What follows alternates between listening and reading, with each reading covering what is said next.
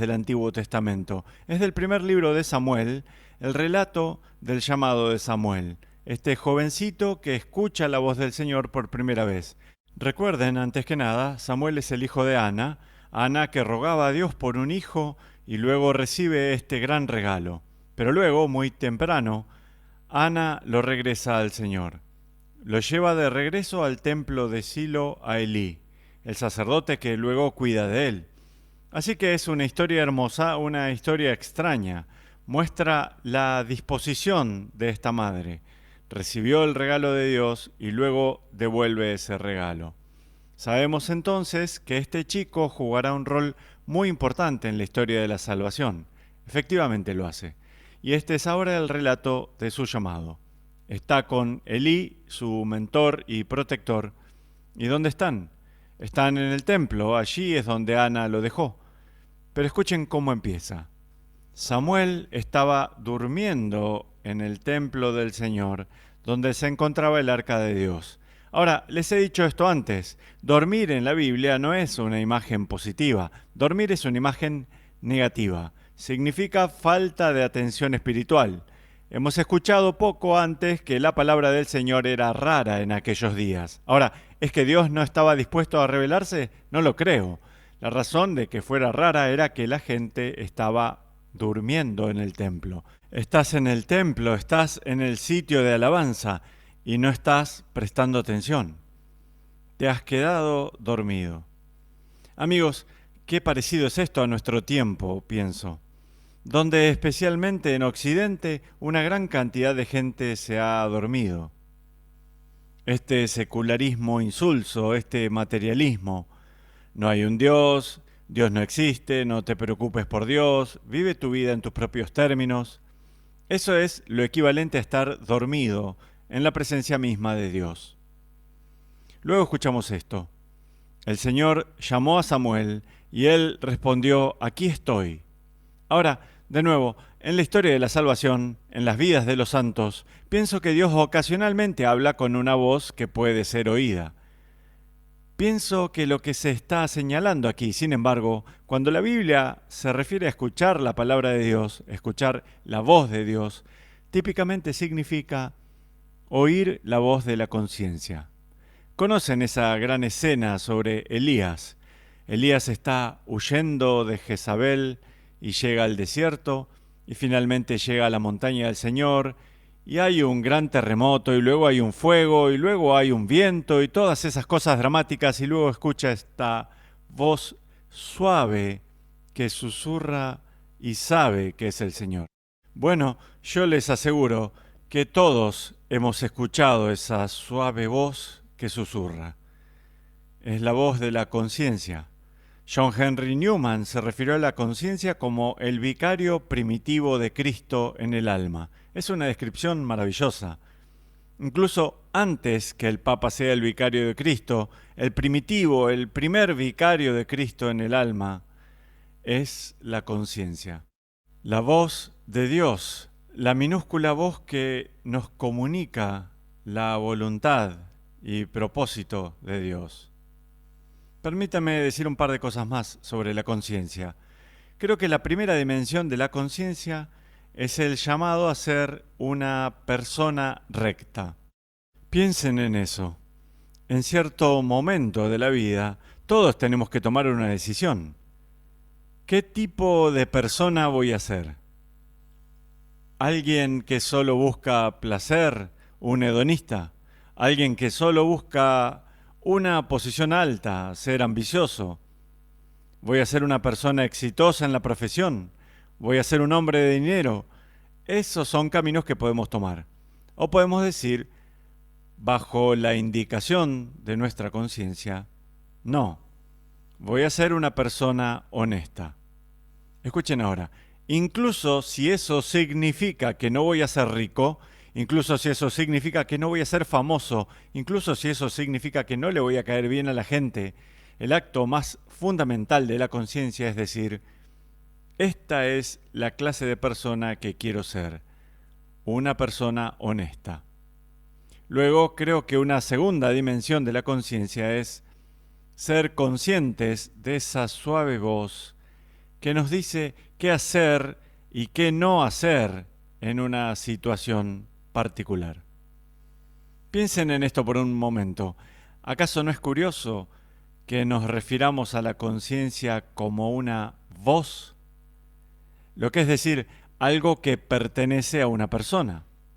Digamos que soy un talentoso experto en arte y tengo un gusto refinado para las pinturas y esculturas y puedo diferenciar entre una obra de arte realmente fina y otra torpe. De acuerdo, me refiero a ello tal vez como mi gusto o mi sensibilidad artística. Había una mujer que conocí en California que era una diseñadora de interiores muy talentosa. Ella puede entrar en una habitación y directamente saber cómo hacerla lucir más bella. Ella sabe lo que es chabacano y lo que es elegante. Yo no tengo ese gusto para nada. No soy tan bueno combinando colores. Soy un poco daltónico y tal vez colocaría un sillón reclinable frente a un televisor y pensaría, de acuerdo, estoy contento con esa habitación. Ella tiene un gusto, una sensibilidad. Bien. O amigos míos que son realmente buenos al golf y pueden sentir en su cuerpo lo que hace que el swing esté bien y pueden corregir los defectos. Yo no tengo ese gran don.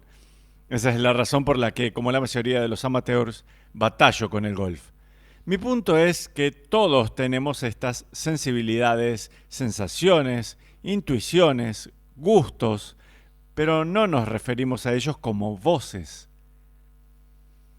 Pero cuando llega el turno de la evaluación de nuestras vidas morales, la clase de personas que seremos, la clase de actos que ejecutaremos, hablamos efectivamente de la voz de la conciencia. Ahora, ¿por qué? Porque en el orden moral sabemos que cuando hacemos lo correcto, estamos complaciendo a alguien.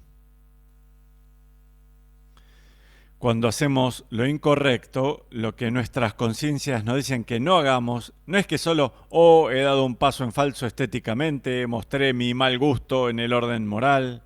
No, siento como si hubiera ofendido a alguien. Y esas intuiciones son correctas. Son correctas porque la conciencia es efectivamente la voz de Dios. Dios llamándonos a ser una persona honesta y Dios llamándonos a la acción moral correcta y advirtiéndonos contra la acción moral mala. Aquí coincido con el cardenal Newman, que ese es el modo en que la mayoría de nosotros sentimos más vívidamente la presencia de Dios. Samuel escucha entonces la voz de Dios y responde de manera hermosa, aquí estoy. Bien, esa es la respuesta correcta. Cuando sientes la presencia de Dios, sabes lo que Dios quiere, la respuesta correcta es, aquí estoy. Ahora, aquí hay una característica curiosa y es en verdad interesante, de que él acude a Elí pensando, es Elí el que me llamó. Y Elí le dice, no, yo no te llamé, ve a acostarte.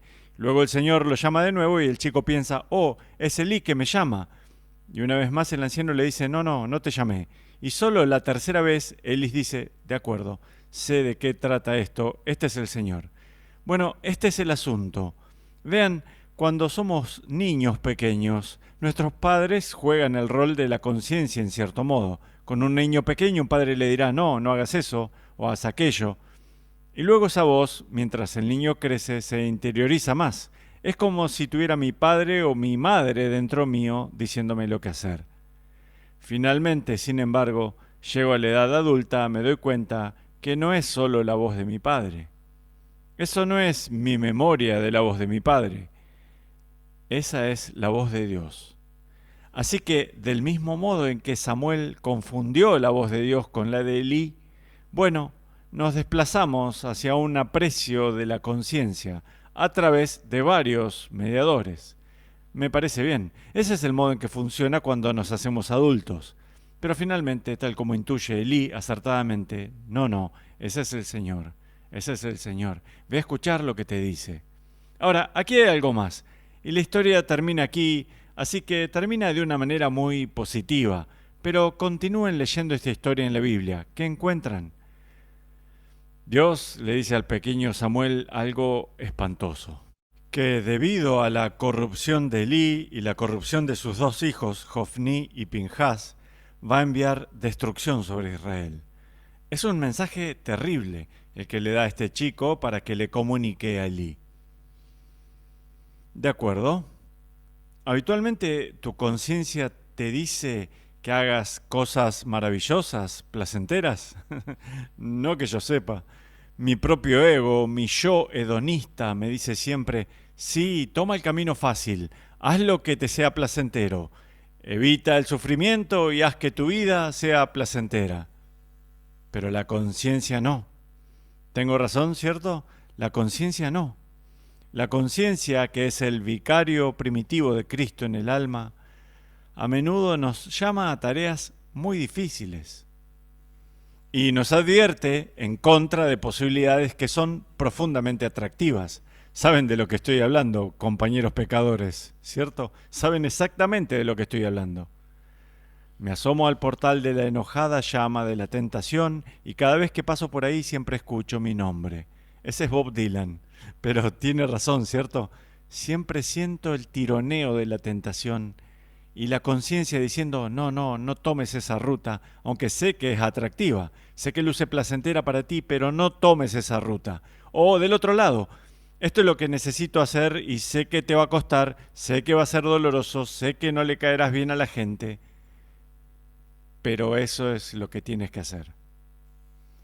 ¿Recuerdan la historia de Jonás? Jonás escucha la palabra del Señor, ¿cierto? Ve a Nínive, la gran ciudad, y denuncia su maldad. Bueno, allí está Jonás escuchando la voz de su conciencia, escuchando al vicario primitivo de Cristo en su alma, que le dice qué hacer. ¿Qué hace Jonás? Exactamente lo opuesto. Ve a Nínive, ve al este por tierra, Jonás va al oeste por mar.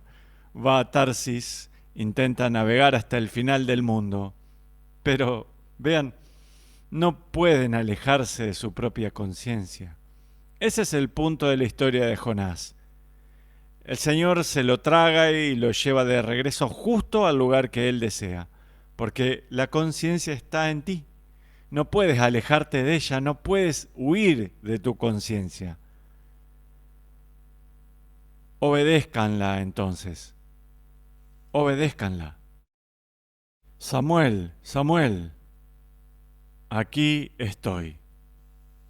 Eso es hermoso. Quédense con esa frasecita. Aquí estoy. De acuerdo, Señor. Estoy listo. Habla. Habla. Estoy escuchando. Y estoy dispuesto a hacer tu voluntad. Habla, Señor. Estoy escuchando. Siembra tu palabra. Como dice aquella canción, siembra profundo tu palabra en mí. Bien. Esa es la actitud correcta cuando la conciencia nos ordena, cuando la palabra de Dios llega a nosotros. Pasen tal vez un poquito de tiempo con este breve pasaje de 1 Samuel. Nos dice mucho sobre cómo escuchar la palabra de Dios y qué hacer cuando la escuchamos. Y Dios los bendiga.